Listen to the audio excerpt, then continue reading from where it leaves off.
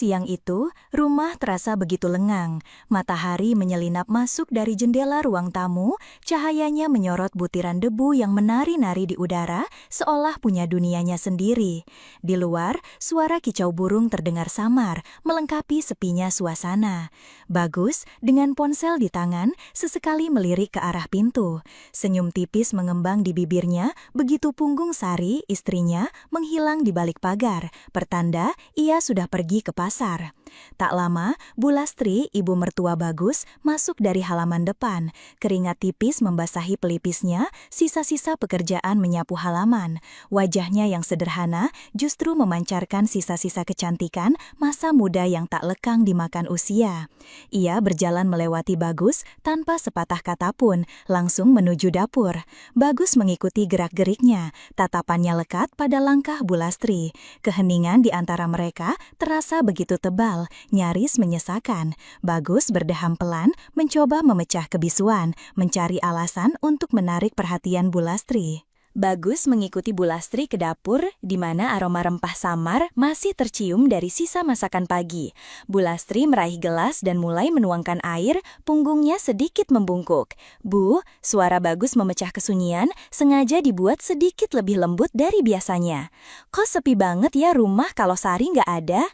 Bu Lastri sedikit terperanjat, menoleh sekilas. "Iya memang begini Gus, sudah biasa," jawabnya. Suaranya terdengar sedikit canggung, mungkin terkejut dengan kehadiran Bagus yang tiba-tiba. Ia kembali fokus pada gelas di tangannya. Bagus melangkah lebih dekat, pura-pura memeriksa keran air. "Tapi kok ibu malah makin cantik aja ya kalau keringatan begini?" Sebuah senyum tipis tersungging di bibirnya, nadanya sengaja dibuat menggoda. Bu Lastri terdiam sejenak, memalingkan muka, pipinya sedikit merona. Ia bisa merasakan tatapan Bagus yang menusuk. "Ada-ada saja kamu Gus," gumam Bu Lastri, mencoba terdengar biasa, namun suaranya sedikit bergetar. Ia meletakkan gelas yang sudah terisi di meja. "Beneran Bu," Bagus bersikeras, kini berdiri tepat di belakang Bu Lastri. Tangannya terulur seolah ingin mengambil gelas, namun ujung jarinya menyentuh punggung tangan Bu Lastri. Sentuhan itu singkat, namun cukup untuk menciptakan kejutan kecil. Bu Lastri menarik tangannya dengan refleks, matanya membelalak sedikit. Ada getaran aneh yang menjalar di antara mereka, ketegangan yang tak terucap, namun begitu terasa. Udara di dapur mendadak terasa lebih panas, di antara desiran napas yang tertahan. Jantung Bu Lastri berdegup kencang. Sentuhan Bagus membangkitkan perasaan yang sudah lama terkubur. Rasa bersalah bercampur dengan keinginan yang membuncah. Ia tahu ini salah, sangat salah. Tapi di sisi lain, ia merasa diperhatikan, diinginkan, sesuatu yang sudah lama hilang dari hidupnya. Bagus terus melancarkan serangan. "Bu, apa ibu nggak kesepian sendirian di rumah sebesar ini?" bisiknya. Suaranya serak. Ia tahu betul cara memainkan emosi seorang wanita yang kesepian. Sari memang beruntung punya ibu seperti ibu. Cantik, perhatian. Tapi apa Sari tahu betapa kesepiannya ibu sebenarnya? Bu Lastri menelan ludah. Ia mencoba menghindar, memalingkan muka.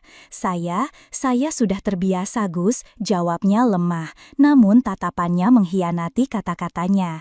Ada keraguan, tapi juga kerinduan yang dalam di matanya. Bagus semakin berani, tangannya terulur menyentuh pundak Bu Lastri, lalu perlahan turun ke lengannya. "Tapi saya ingin menemani ibu Bu," bisiknya. Suaranya hampir tak terdengar. Bu Lastri menatap mata Bagus, pergulatan batin terlihat jelas di wajahnya. Ia ingin menolak, tapi tubuhnya seolah terpaku. "Biarkan saya membuat ibu bahagia Bu," bisik Bagus lagi, lalu mendekatkan wajahnya. Bibir mereka bertemu, awalnya ragu, lalu semakin dalam. Ciuman itu adalah perpaduan antara rasa bersalah dan hasrat yang membara. Adegan intim terjadi, tersirat tanpa eksplisit. Suara napas berat dan erangan tertahan memenuhi ruangan. Batas yang selama ini kokoh akhirnya runtuh. Beberapa hari berlalu, hubungan terlarang itu sudah terjadi berulang kali. Setiap kali Sari pergi, kesempatan itu datang lagi. Bagus dan Bulastri semakin berani dalam interaksi mereka. Tatapan mata yang penuh arti, sentuhan singkat saat Sari lengah, senyum rahasia yang hanya mereka berdua tahu. Bulastri terlihat lebih hidup dari sebelumnya. Ada gairah baru yang terpancar dari matanya. Namun di balik itu, terselip rasa bersalah dan ketakutan yang mendalam. Ia sadar apa yang dilakukannya salah, tapi ia tak bisa menghentikan diri. Ketergantungan itu semakin kuat. Yang mengejutkan, Bulastri mulai menunjukkan tanda-tanda lebih menginginkan hubungan ini. Ia yang memulai godaan dengan sentuhan atau ucapan yang lebih berani. "Sari pulang jam berapa, Gus?" bisiknya suatu sore, nadanya merayu. Bagus tersenyum licik. "Sebentar lagi, Bu. Kenapa? Ibu merindukan saya?" Bulastri tersipu, namun tak menyangkal. Ia membelai tangan Bagus, matanya menantang. "Dasar kamu ini, tapi iya." Ketegangan semakin meningkat. Sekarang Bulastri yang menjadi peminta. Permainan ini semakin berbahaya, dan mereka berdua semakin terjerat dalam jaring dosa. Malam itu, suasana di rumah terasa sedikit berbeda. Sari, yang biasanya ceria, mulai merasakan kejanggalan. Beberapa kali ia mempergoki Bulastri dan Bagus bertukar pandang yang terasa terlalu dalam, terlalu penuh arti.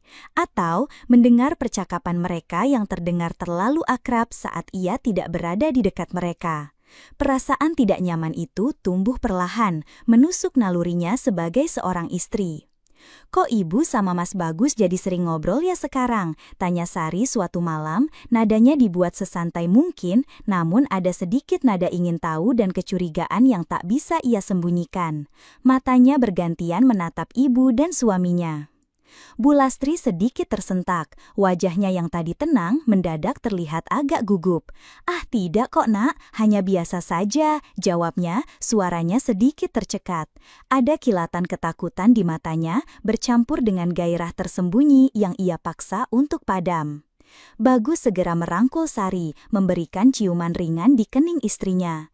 "Ibu kan kesepian sayang, wajar dong kalau aku temani ngobrol," ucapnya santai, tersenyum menenangkan.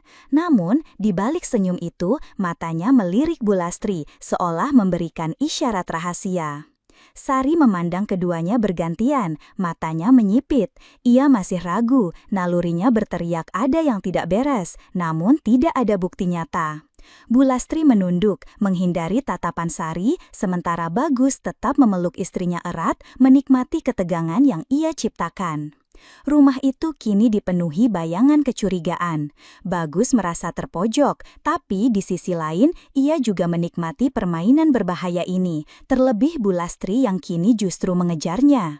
Cerita ini berakhir dengan ketegangan yang menggantung, sebuah rahasia kelam yang bersembunyi di balik tirai rumah tangga yang tampak normal, menunggu waktu untuk terungkap atau selamanya terpendam dalam keheningan yang menyesakan.